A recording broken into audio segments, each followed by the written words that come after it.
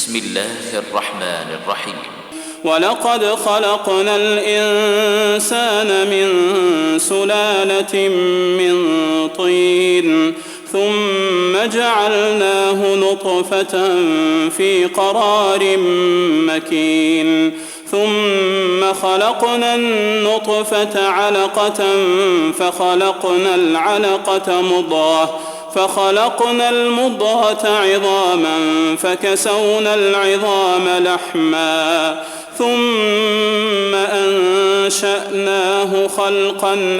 آخر فتبارك الله أحسن الخالقين